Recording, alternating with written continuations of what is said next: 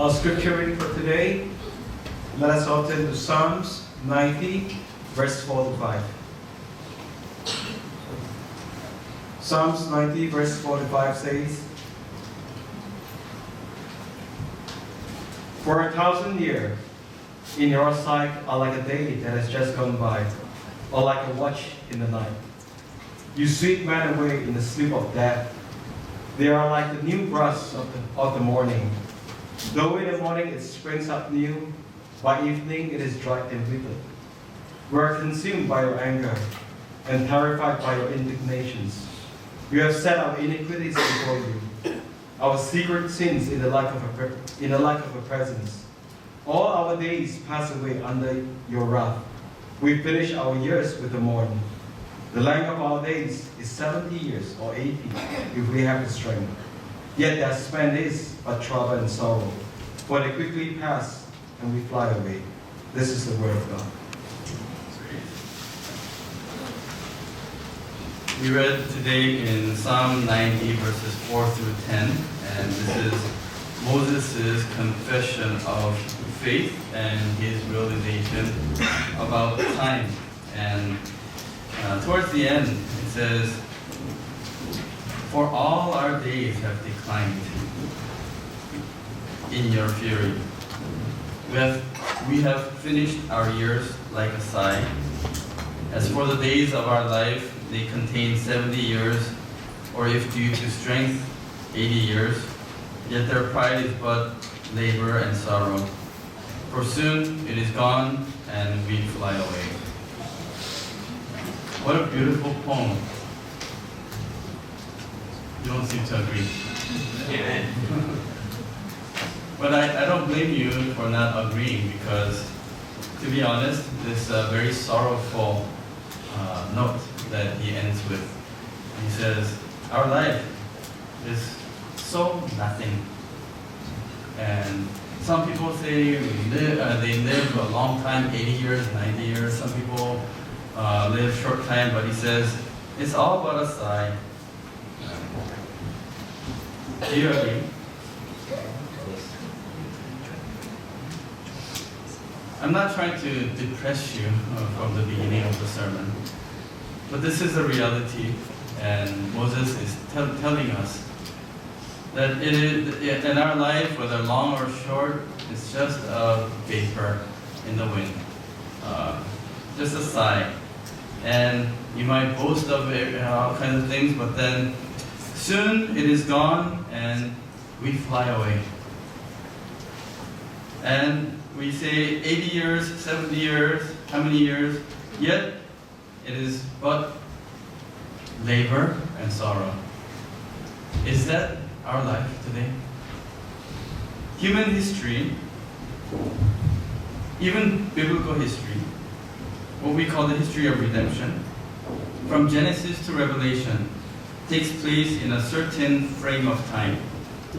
Genesis chapter 1 verse 1 introduces to us, it says, in the beginning, meaning it's the beginning of that time frame that God has set for us. And so what we call history, what we call beginning to the end, Alpha and Omega, it is all within this certain time frame. And within that time frame, we have our own time frame, from individuals' birth to death.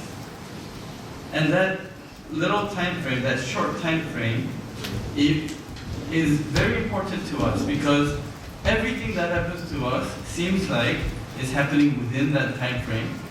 We live in that time frame. We are affected by that time frame. We depend on that time frame, and we are bound by that time frame. And to be honest, we don't even know what's going to happen after that end, right? And we believe that there is an afterlife called heaven and hell. But so far as we live in this world and in this body, we are limited by that time. Because there is time, we have memories of the past and we have vision of the future. Because there is time, there is beginning and end, and there's something that we can expect. But becoming free of that time In other words, coming out of that certain time frame is called eternity. That eternal world surpasses the concept of time. There's no such thing as past, present, and future. In that world, not limited or defined by time, it is totally different. It is something that we cannot even imagine. But in today's passage, Moses speaks about the sorrow of having to live within that short time frame. And he says, it's but a sigh. It's less than a watch in the night. Psalm 90 verse 4, the first verse in today's passage, it says, "For 1,000 years in your sight are like yesterday, a watch in the night." What's a watch in the night? It's the old way of using military understanding of time. And a night is from sunset to sunrise. And they used to divide that time, close to 12 hours, into anywhere between 3 to 5 different watches. So in the Bible, we hear about the fourth watch, right? And so usually it was about 4 watches, which is about 3 hours each, 3 hours per watch, right? And it says, for God, 1,000 years is like yesterday, a watch in the night. So he is basically saying our life, which is less than 100 years, is less than 1/10 of a watch. What's 1/10 of 3 hours? 3 hours is 180 minutes. 1/10 is 18 minutes. Less than 1/10 is less than 18 minutes. Our life in comparison to a day. So basically, Moses is telling us our life is so short. We can compare, wow, that person lived a very long time, but then long time or short time, it doesn't matter. It's but a sigh. It's like a sigh. How long is a sigh? Shall we measure it? Ready, set, go. That's it. That's your life. He says, our life is but a sigh. Right? But then, he gives hope in the beginning of this passage. He says, for 1,000 years in your sight are like yesterday when it passes by, or as a watch in the night. You have swept them away like flood. They fall asleep in the morning. They are like grass which sprouts anew. He contrasts God's time and man's time. And he says, we are living in this such meaningless, what seems insignificant, but God's time, he has control over it. And that's why the title for today's message is the Lord of Time, meaning he's the owner, he's in control of time. To him, a day can be 1,000 years, 1,000 years can be a day. To him, time is not limited, or time is not something that binds him. And so what Moses is teaching us through this poem is, although our life is so short and so frail, if we are able to get into his time zone, if we are able to enter into that time and space of the Lord, then we don't have to be worried about this shortness of sigh or a watch, less than a watch of the night. So the main intention and the hope that Moses is trying to give us at the same time as opening our eyes to the reality of our life is this. Although our life is short, if we are able to enter into his timing, we don't have to worry about the shortness of our time. We will be able to enter into the eternal realm of our God. That is the message for today. So I pray that everyone in Zion Church, everyone here, will be able to enter into God's time and receive the blessing of that eternity. So let us think about how God works in relation to time. See, God is outside of time, but He created us and created this history within this time frame for a reason. For a reason. When do your teachers usually give you a deadline? What does a deadline do to you? This is just an example to help us understand one of the reasons why it might be the time frame. Does teacher give you a deadline to finish your work so that the teacher can make your life miserable? When do we, not only teachers, my teacher used to always tell me, I give you deadline because when you graduate from school, you will have your own deadlines. I don't have to give you. You're only practicing. Is that true? I realize it is true. I live weekly with deadlines. I have to prepare how many sermons within a week. Every day is a deadline for me. We have deadlines for paying our fees and utility bills, right? We have deadlines. What does deadline do? What does a deadline do for us? Deadlines make us work. Deadlines make us keep time, produce something. If our teachers do not give us a deadline for our papers, we will not even begin, to be honest. And deadline means we begin the day before that day. Oftentimes. Right?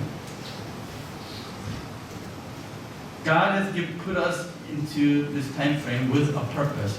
Purpose meaning there's something that needs to be produced at the end of it. There's something that He wants to do, and we are in that time. Meaning, even our lifetime, our individual lifetime. What have I fulfilled? And what was God's purpose? And so the first point, God who works outside of time.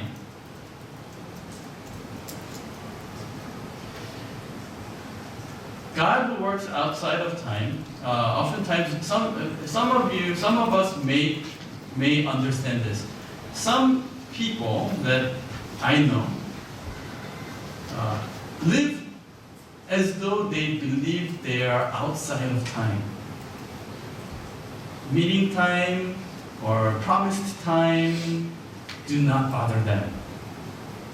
They feel like they're outside of time because although from here to that point where I'm supposed to meet that person, it takes 30 minutes, I allow myself 10 minutes to get there. Because somehow I feel like I'm outside of time. What happens? In the end, I'm 40 minutes late to the meeting. Yeah. That's early.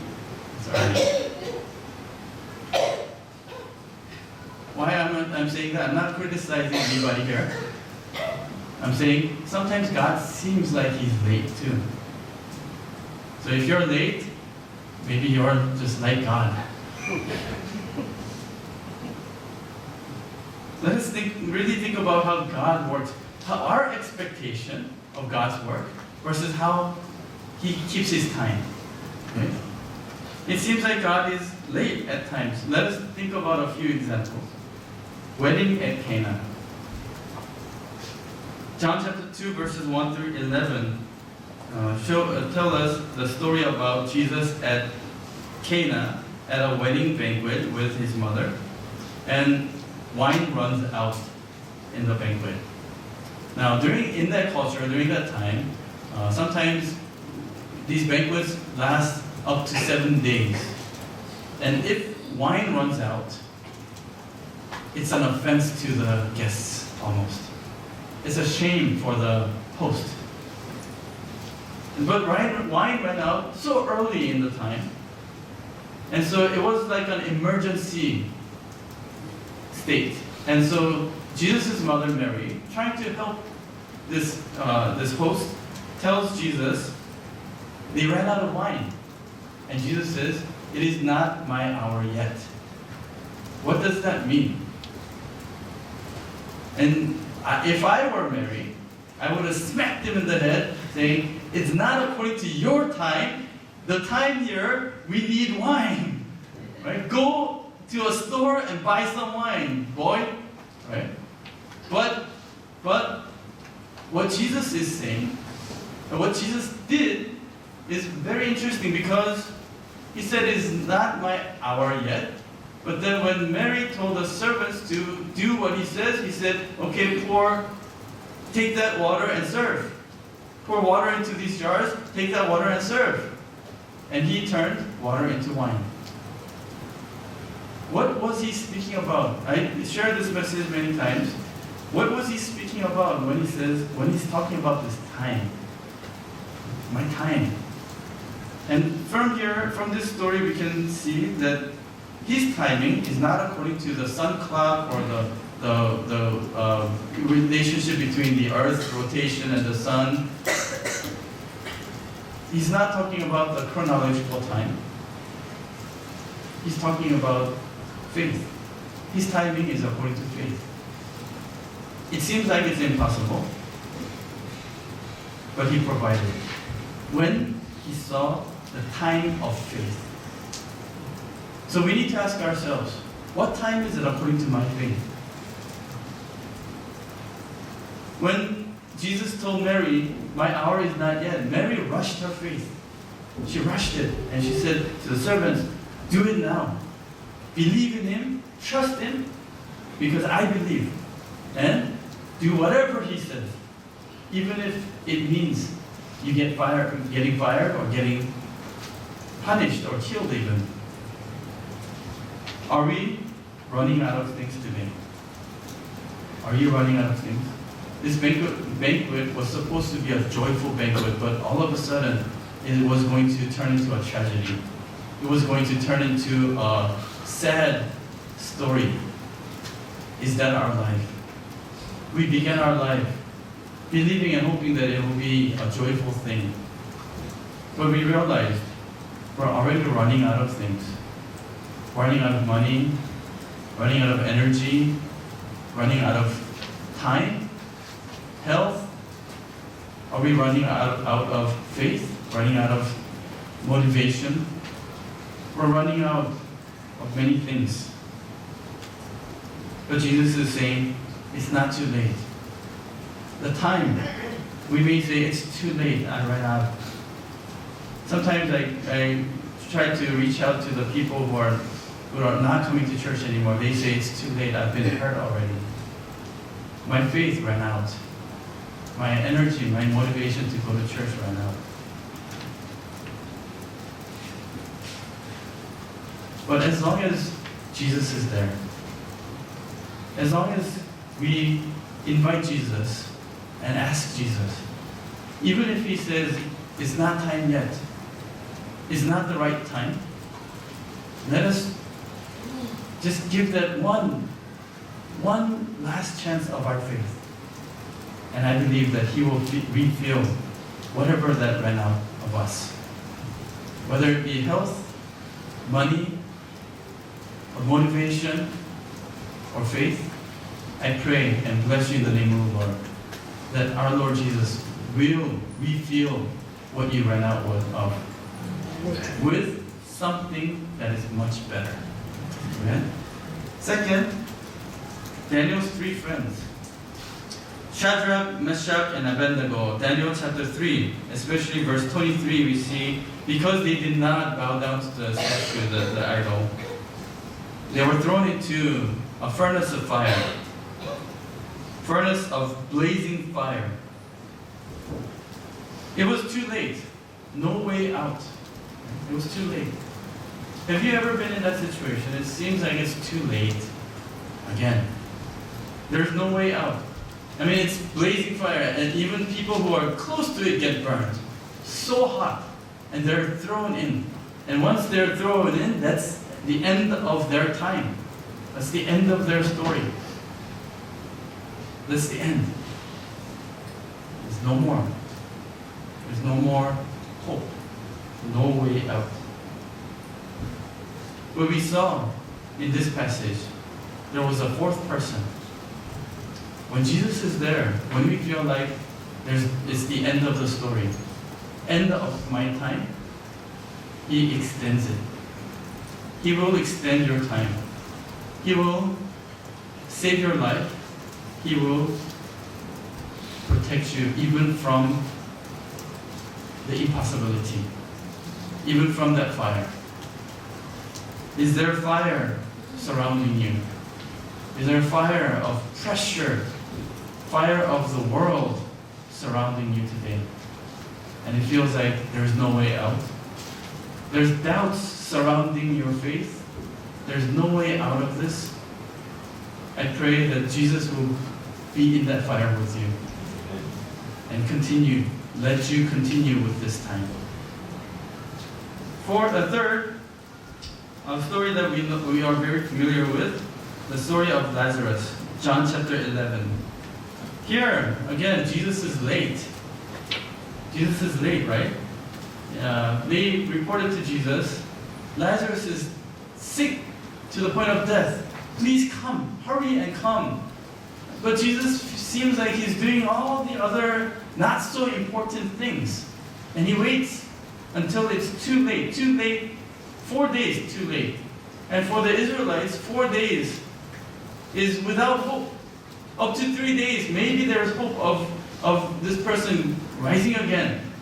But then 4 days means no hope, no more waiting. So they buried him in the tomb. And Jesus comes later, and this is what Jesus says. Before he comes, he says this.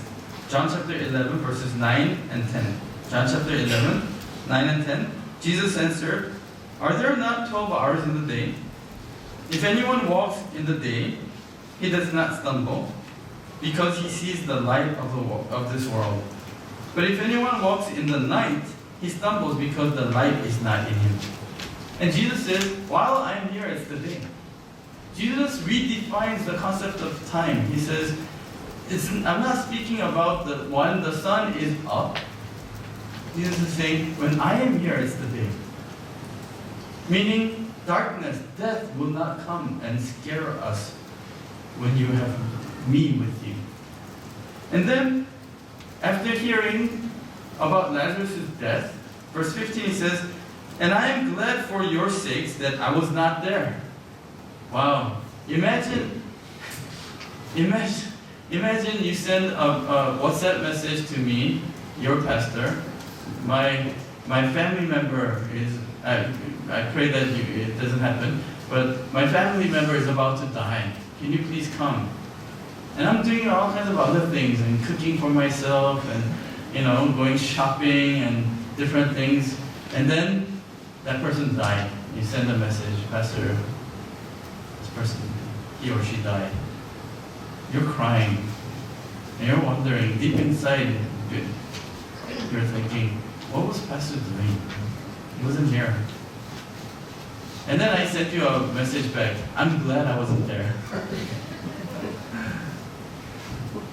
Then next Sunday, will you be here? Bye. You say goodbye. That's not a pastor. That's what Jesus is saying. I'm glad I wasn't there. For your sakes, that I was not there, so that you may believe. Believe what? Jesus said earlier, while I'm here, it's the day. Don't feel like there's darkness upon you, because I'm here. Even when death came upon Lazarus, don't be sad, he's saying. And he says, I'm glad I wasn't there because he died, so that you can understand what I'm saying, so that you can believe. And then he says, now let us go to him, as though Lazarus is waiting for him. Let us go to him. Sometimes when we do things, we feel like we lost the opportunity. Sometimes we feel like it's too late. Imagine you go to a hospital because you are feeling some pain somewhere, and the doctor says, you should have come earlier, it's too late. What would you feel like? It's not a pleasant feeling. But Jesus is saying, you have me in your life, don't worry. That life and death is up to him, of course. But at least in today's passage, Jesus says, even if you think it's late, if I will it, if it is according to my will, even death is not too late. Do you believe that? Amen. Now, students, or everyone, don't turn in your homework late and say, I have Jesus and it's not too late. Don't pay your bills too late and say, when you go bankrupt, say, oh, it's okay because I have Jesus, it's not too late. That's not what I'm trying to say. But when we have faith in Jesus, when He has a certain purpose in our life, when sometimes it seems like Jesus is answering us too late, don't lose hope. Because when He's in charge, He doesn't work according to our time definition. He works according to His definition of time, His realm of time. And so we need to come to understand His time frame. How does He work? Another example is Jairus' daughter. Jairus, the council of the synagogue.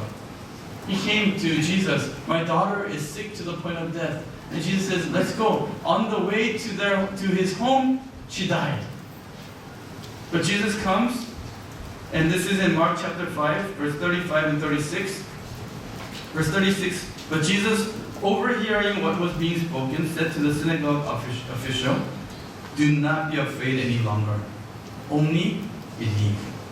Only believe. Rather than being afraid, let us believe. Then Jesus says to the girl, Talitha kum, little girl, rise up. And she rose up. What you feel like died already in your life. My zeal died. My faith died. My youth died. My faith, my health died. My cells are dying. Even then, Jesus will raise it up again. Jesus will give life to it again. So as a second point, God who is the Lord of time. In other words, time belongs to the Lord. Looking at all these events and examples, we can see that more important than our timing, Jesus considers faith as the center and pivot point in doing His work. Faith is what is the right timing for Him. So when we say it's too late, why are you waiting so long? He's waiting for our faith. We're waiting for His answer. He's waiting for our faith.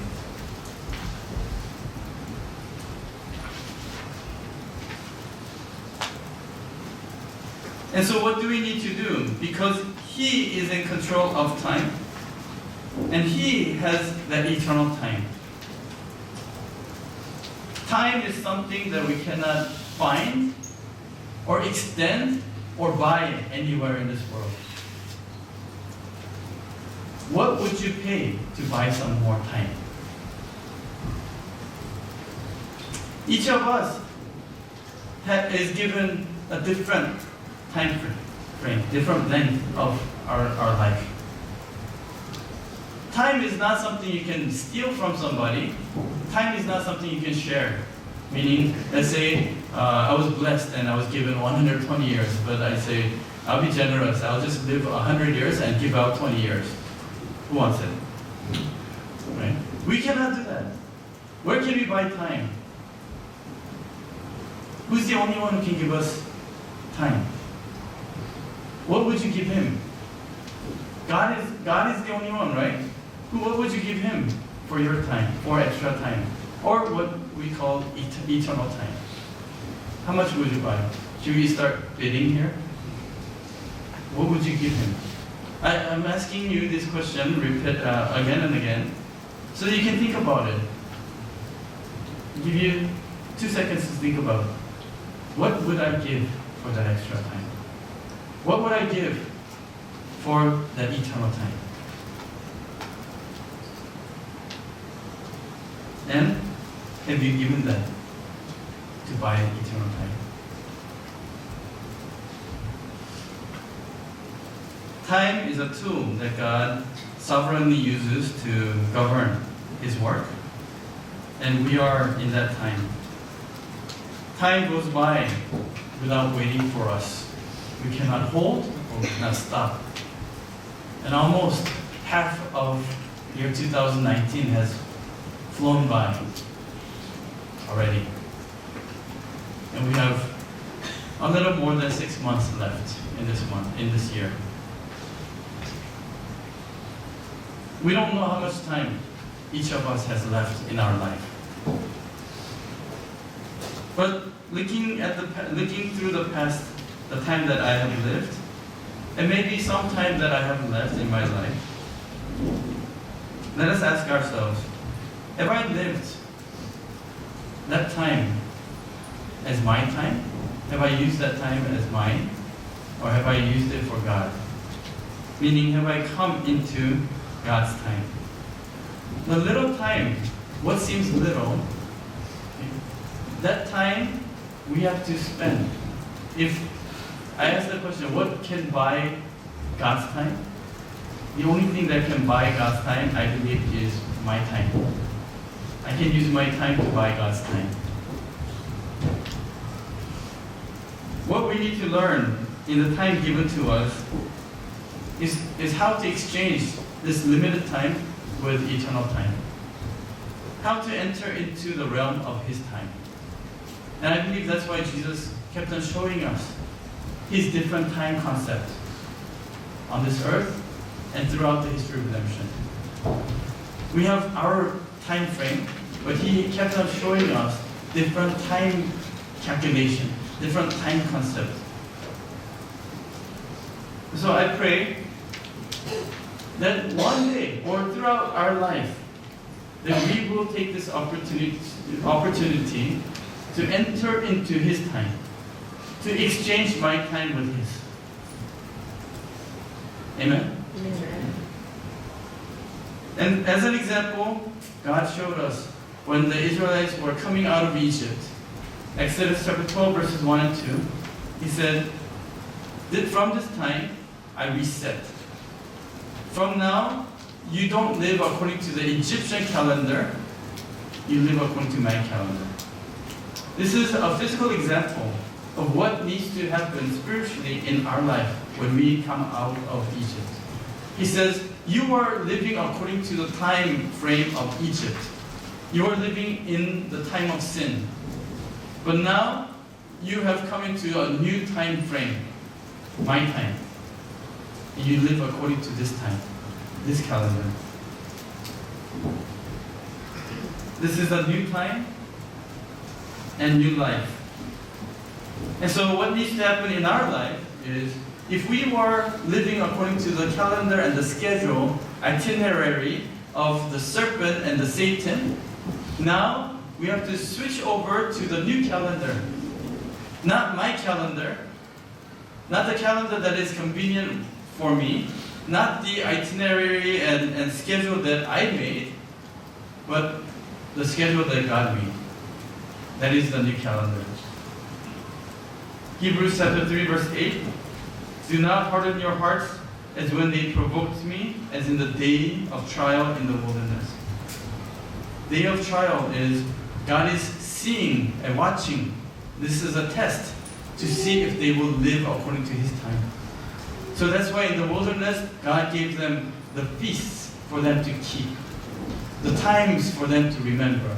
And those feasts became a sign that tells us about the entire history of redemption, what He will do throughout until the end. Acts 26, verse 18. Acts 26, 18. To open their eyes so that they may turn from darkness to light and from the dominion of Satan to God, that they may receive forgiveness of sins and an inheritance among those who have been sanctified by faith in me.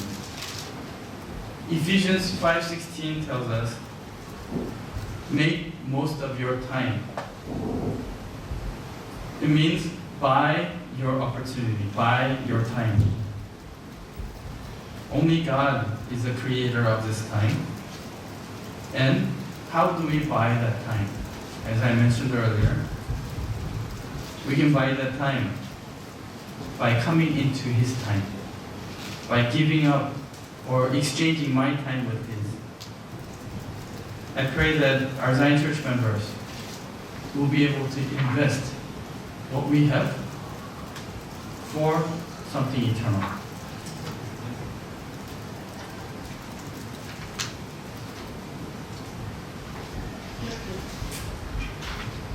So as the third point, last point, let us think about those who exchanged their time with God's. Those who exchanged their own time, lifetime with God's time. Do you agree that God's time is better than our time, your time? We agree, right? Because God's time, I'm talking about that eternal time. Okay? These people who have exchanged their life or their time with God's are the people that have seen what the things that are not seen. Hebrews chapter 11 verse 1 says, faith is the assurance of things hoped for and conviction of things not seen. Right? These are the people who have seen what is not seen. When you see something, you have to, I keep on saying this, we have to be able to see something in order for us to invest anything into that.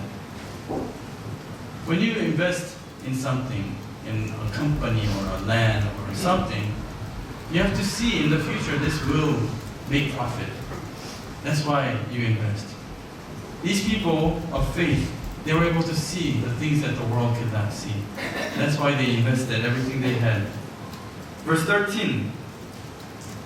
Hebrews chapter 11 verse 13. All these died in faith without receiving the promises, but having seen them and having welcomed them from a distance, and having confessed that they were strangers and exiles on the earth. And this, what they saw, I believe, will become real in our life, in our time. What they have been seeing from a distance is about our time, I believe, and I pray. So what have they seen, and how have they exchanged that time? Let us think about Enoch first. Enoch, when he had his son Methuselah, he received this revelation, and he saw the Lord coming. And from that point on, he exchanged his time. He gave up his time. How many years? 300 years he invested his time to God, and as a result, God gave him his eternal life. Transfiguration. He exchanged his time that leads to death, like the Egyptian calendar that ends with death, with a new time that ends with life.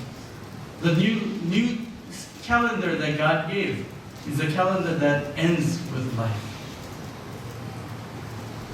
Noah, even though he could not see, he invested in the rain that he could not see coming. How much time did he invest? This is one of the reasons why the History of Redemption series, Reverend Abraham Park, focuses a lot on the time spent in building the ark or building the temple. Because that is a time that represents the investing. Know how much Noah invested in doing God's work. I believe the time and your efforts and your offerings invested in building Zion Church, I believe God will remember that too. This Noah spent 70 to 80 years in building the ark. Can you imagine spending all your money, all your life and time in something that you're not so sure about?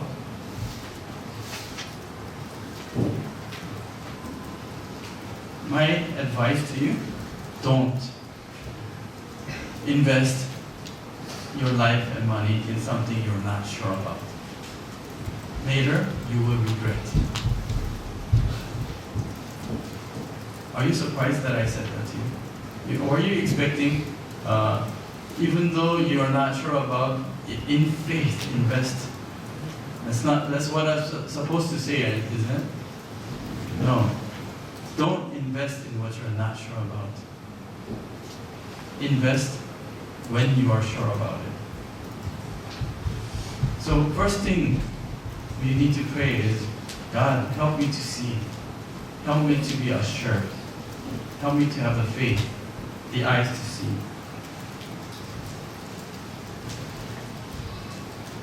You know, those who invest in something that they're not sure about, they will come back asking for customer service. Asking for refund or exchange, some kind of customer service. They will have some kind of complaint about the product they purchased. I'm saying that because I don't want to do customer service. Invest when you're sure about it. A bit like a joke, but we have to invest in God by becoming sure in faith about what we're investing. These people were sure, 100%, more than 100% sure about what they're investing.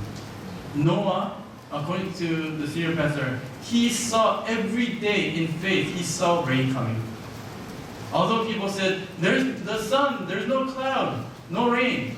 Noah saw the rain, heard the raindrops. Brian Adams even said that. Do you know Brian Adams? He said, when you love a woman, you have to see your unborn baby in her eyes.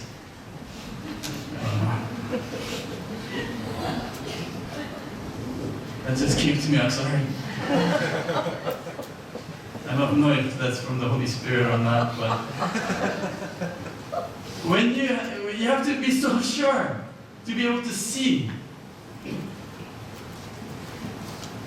Hebrews chapter 11 verse 7, by faith Noah, being warned by God about things not yet seen, in reverence prepared an ark for salvation for his household, by which he condemned the world and became an heir of the righteousness which is according to faith. He says, by faith Noah, being warned by God about things not seen, in reverence prepared an ark. Abraham, when he was called, he jumped into God's time. He had his time, his life, but when God called him, he put a stop to his life and made a complete turnaround and change and started to live in God's time. Let us think about one more person, Joseph.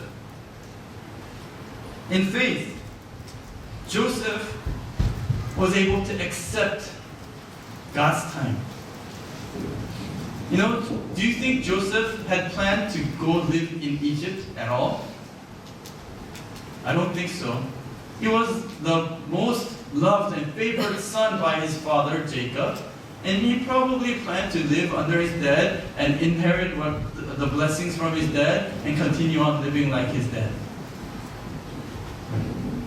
But his entire plan and schedule was turned around and messed up because of his brothers.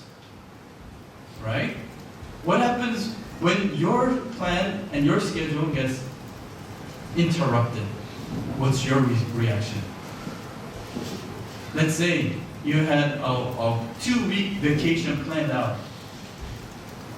and it's one of your life's bucket list. Most you invested, you already booked everything, and your pastor says, you must not go. What's your response? Will I see you next week on Sunday? You will say, that's a weird church. That's why I never say that. You go, please go. But according to my experience, I plan out something, I make schedule, I even put in booking and money and time in it, And when that is deterred, that is changed because of some third party or some other factor, I get irritated. For example, after work in church all day long, I go home. And when walking home or driving home, I'm thinking, when I get home, I'm going to read a couple chapters in the Bible and do some study for an hour and then eat dinner and then, get on to the rest go take a shower and sleep. I go home. What do you think? I have 2 kids at home. No, not even a chance to open the book. There's other duties and things waiting for me. I need to sign, things I need to read, and they come asking me to play, and then while playing they tip over a juice and spills all over, and that's when I explode. Why? The irritation began as soon as I stepped into the room, into the house. I'm supposed to read. My plan is this, but my plan is interrupted. Right? When our plans of our life, that is a small example, but when my life plan is interrupted by something that seems like I don't even know whether it's from God or what, don't we get interrupted? If I were Jacob or Joseph, I would be grumbling for the rest of my life. I shared about this victim mentality on Wednesday. I would live my entire life as a victim. Because of my brothers, because of Potiphar's wife, because of God, I live like this. I didn't plan it. I didn't do it. Avoiding myself from all the blame. But Joseph learned to accept this as God's time. God, I had planned my time, but you changed it, and I'm in your time. It's not always so pleasant, God's time, God's timing, and God's schedule. It's not always so rewarding. But as a result, he became a sign, a type of Melchizedek. He became a representative of eternity, eternal blessings. What does it mean to have purchased or exchanged my time with God? It means we have accepted God's schedule, God's timing, and we have given up. Exchanging meaning I have to give up mine to receive yours. Those who have become worthy of His calling, let us ask ourselves today, what would I give for eternal life? We say, God, I'll give you my time. However, when God says, I need some of your time today, sometimes we say, God, today I'm so busy. I have to do this, do that. I pray that we may really, I am not forcing you, or I'm not asking you to sacrifice anything today. But let us ask ourselves, and let us spend some time thinking about this time of God. And in His time, what seems too late in my time is not too late. What seems finite in my time is not finite, it is infinite in His time. Let us be the ones that will grab hold of that time. It is, as conclusion, every time or every second, minute, or hour that you spend for God, this is my personal belief. You might disagree with it, it's okay. But every second you have spent for God, God will not let it go to waste. God remembers. Every second you worshiped Him, every second you served Him, God will preserve that time and turn it into eternal time and return it back to you. Amen. So then, now, how much time do you want to spend for God? Let me make it easier for you. This is just an example. I'm not saying this is how it is, but maybe it is. Let's say every time, every second or minute or hour you spend, God takes that and minuses that from your age. Do you understand? God makes you that much younger. So if I worship God for 1 hour sincerely in faith, God makes me 1 hour younger. If I serve God for 10 hours, God makes me 10 hours younger. How much time would you want to spend for God? As I said, this is only my thinking, my imagination. But I believe, personally, I believe it. And I'm not here to cause you to think, oh, as much as I put in my work and I'll get eternal life. No. It doesn't work like that. And it doesn't work like 1 hour I give, He will give me 1 hour back. No. But I'm giving you this example to let you think about the blessings He will give to us. Because that time belongs to Him anyway. There wasn't a time. So what will cause God to agree with this exchange? Would you, if you were God, exchange this? I'm giving Him my finite, short, like a sigh, this time, and asking Him for eternal life. It's like giving you a cent and asking you for $1 million. Can you exchange that with God? It's kind of like your child bringing you drawing a cell phone on paper and says, "This is my cell phone. Can you give me yours?" Right? There was a time when the senior pastor, Reverend Edward Park, was around. He used to send me to China to share the message. And when I'm there, when I had a chance, there was a time when I went to this shopping center type of place, and then I got a hand on, please don't sue me for saying this, fake branded watches in China. They're cheap, but looks real.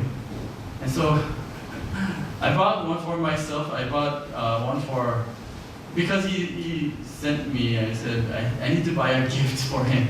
So several times I bought him fake watches.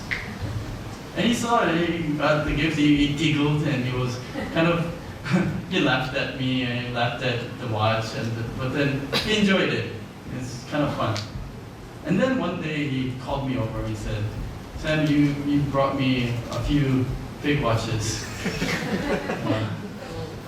Let me give you a gift." And he gave me a real watch. It's not the high-end, but it's way more than I could pay for. He said, "Here's my gift." Wow, I feel so bad for buying him fake watches. But as I was preparing for this sermon, I remember that day, wow, it's not a fair trade. But I think it's kind of like, as I give you another example, your son bringing you something, a gift, like today's a Mother's Day gift. What a little kid can do is just very little, just a drawing on paper. But then that means so much to you, doesn't it? It's a parent's heart. When we give what we can to God, I believe that God will return to us with a real one. We give Him fake, but He gives us real. We give Him finite, this limited time, a little hour, a few minutes to Him in prayer, in worship, but He will give to us that eternal time. Let us believe that.